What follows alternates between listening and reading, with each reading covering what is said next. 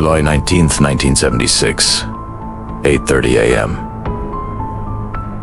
Nice, France. The bank manager of the Société Générale is arriving for what should be another routine Monday morning at one of France's most secure banking facilities. He walks through the marble lobby, past the ornate columns and polished brass fixtures that have stood unchanged since the 1920s. Everything appears normal. Same armed guards, same reinforced steel doors, same impenetrable vault system that has never been successfully breached in its 50-year history. Then he notices the vault doors ajar. What he discovered next would become known as La Casse.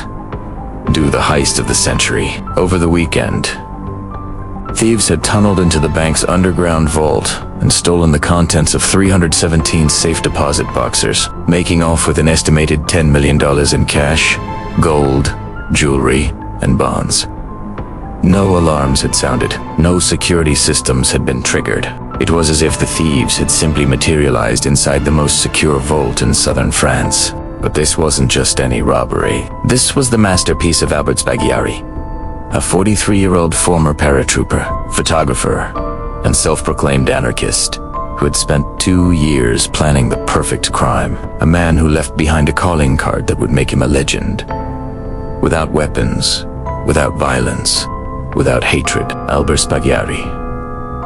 This is the story of how one man turned bank robbery into an art form. How he assembled a team of professionals to pull off what many consider the most technically brilliant heist in European history, and how his escape from justice became even more audacious than the crime itself. But first, you need to understand the man behind the myth, and why Albert Spaggiari saw himself not as a criminal, but as a revolutionary. Albert Spaggiari was never meant to be a bank robber. Born in 1932 in Lorraine, France, he was the son of a respectable middle-class family.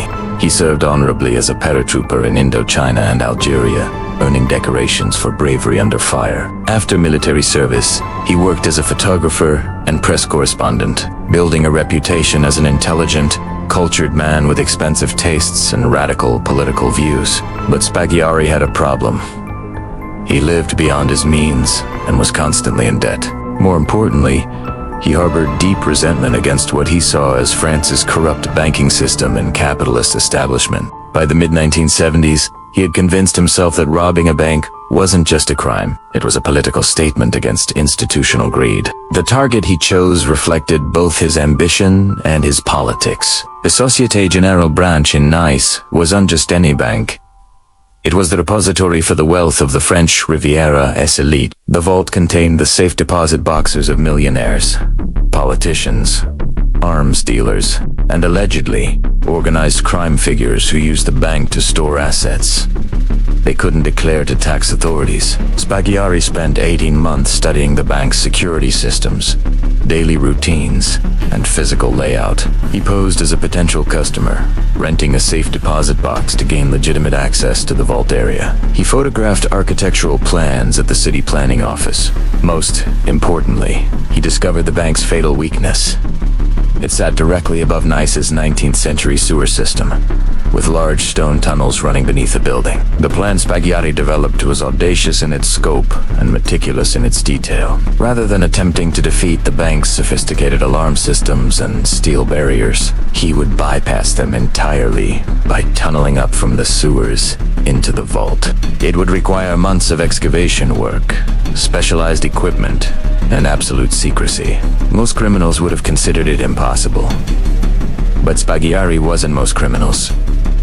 He was a former military engineer who understood construction, excavation, and the technical challenges of underground operations. More importantly, he had the patience and discipline to execute a plan that would take over a year to complete. Assembling his team took nearly 6 months. Spaggiari needed specialists, welders who could cut through steel, locksmiths who could defeat high-security mechanisms, and laborers willing to work in cramped, dangerous conditions for months at a time. He eventually recruited 8 men, mostly small-time criminals and legitimate tradesmen who were attracted by the promise of life-changing money. The team included Jacques Cassandri, a 35-year-old welder who specialized in industrial cutting equipment, Pierre Ganassia, a 40-year-old locksmith with experience in bank security systems, and Marcel, a 38-year-old construction worker who understood excavation techniques. The others were carefully chosen for their specific skills and their ability to maintain absolute secrecy about the operation.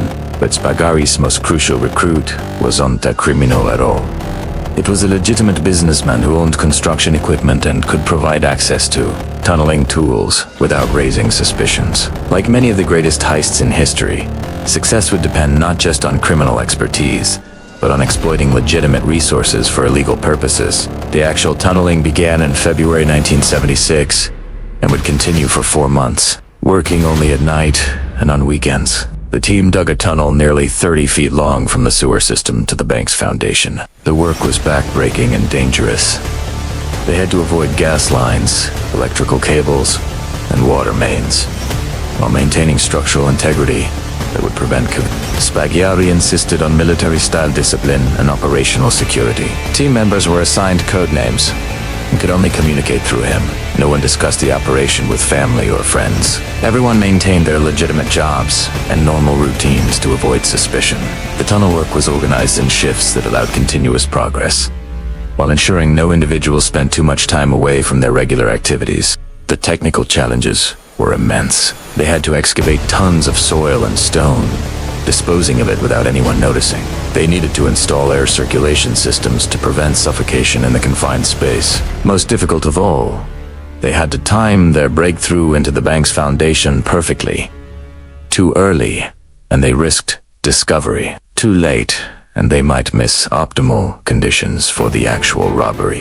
By June 1976, they had reached the bank's foundation, but their work was only half complete. Now came the most dangerous phase, breaking through the reinforced concrete floor of the vault without triggering vibration sensors or other security devices. This required specialized diamond cutting equipment and precise knowledge of the bank's alarm systems.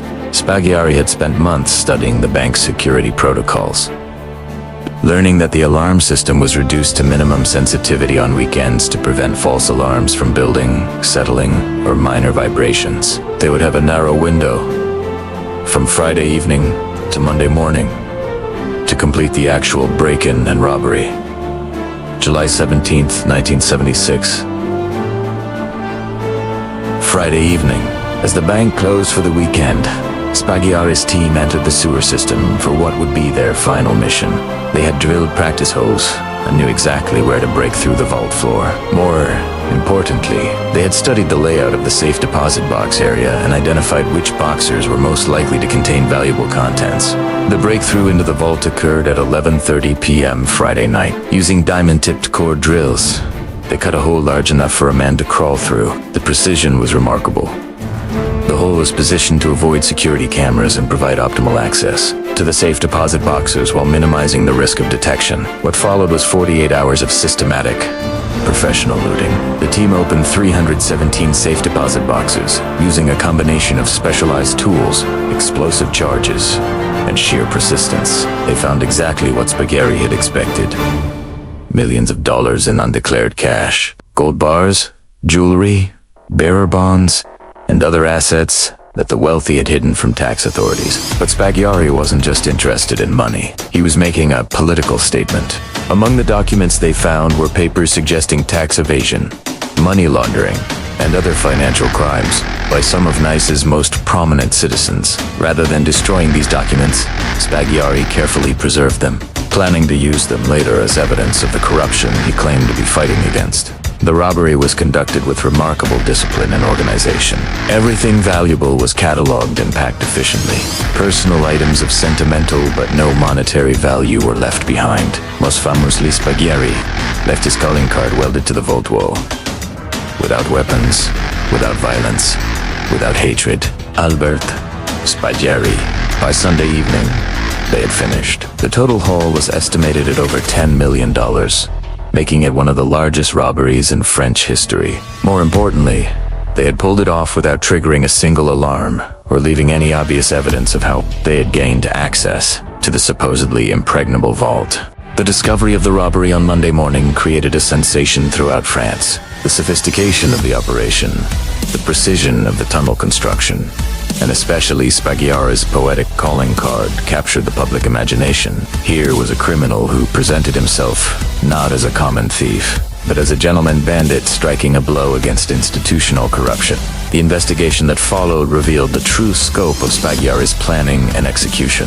Police found the tunnel, marveled at its construction quality, and grudgingly admitted they were dealing with a criminal mastermind. The precision cutting, the absence of violence, and the surgical approach to the safe deposit boxers suggested military training and professional expertise. But identifying Spaggiari as a mastermind took months of detective work. The breakthrough came when investigators discovered that one of the tunnel's support beams contained fingerprints from his military service records. By October 1976, police had identified him as their primary suspect and were closing in on his location. Spaggiari was arrested on October 15, 1976, at his home in Nice.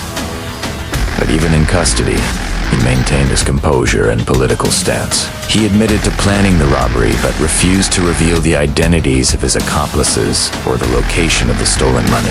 He presented himself to the media as a political revolutionary who had exposed the hypocrisy of France's banking elite. The trial proceedings never had a chance to begin. On March 10, 1977, while being questioned by investigating magistrate Richard Boises in a courthouse office, Spaggiari made his most audacious move yet. He suddenly jumped through the open window of the second-floor office, landed on the roof of a parked car, and escaped on a waiting motorcycle driven by an accomplice. It was the perfect ending to the perfect crime. Spaggiari had not only pulled off the heist of the century, but had literally leaped to freedom from the jaws of justice. He was never seen in France again. For the next 12 years, Spaggiari became a folk hero, an international fugitive. He sent occasional letters to French newspapers, maintaining his political stance and taunting authorities about their inability to catch him. He was reportedly spotted in Argentina, where he may have had connections from his military service. Albert Spaggiari died of cancer in Argentina in 1989, never having served a day in prison for his masterpiece crime. His accomplices were never identified, and the vast majority of the stolen money was never recovered. He had successfully transformed himself from a determined photographer into a legend of criminal ingenuity. The Bank of France robbery remains one of the most studied crimes in European history. Its combination of technical brilliance, political motivation, and theatrical presentation influenced countless other criminals and captured the imagination of writers and filmmakers worldwide. Today, nearly 50 years later, Spaggiari's calling card still resonates. Without weapons, without violence, without hatred, he proved that with sufficient planning, technical skill, and audacity, even the most secure institutions could be defeated by a man with a vision and the patience to execute it perfectly. The tunnel beneath the Société Générale has been sealed, but the legend of Albert Spaggiari lives on as proof that sometimes the most impossible crimes are pulled off by the most unlikely criminals. Gentlemen bandits who rob banks not just for money but for immortality. If you found this story as captivating as I did, make sure you subscribe, because next week I am investigating the Isabella Stewart Gardner Museum heist, where thieves dressed as police officers walked out with 30 masterpieces worth $500 million and were never caught. These stories of criminal artistry reveal as much about human ambition as they do about the crimes themselves. What impressed you most about Spaggiari's approach? His technical precision, his political philosophy, or his legendary escape? Let me know in the comments.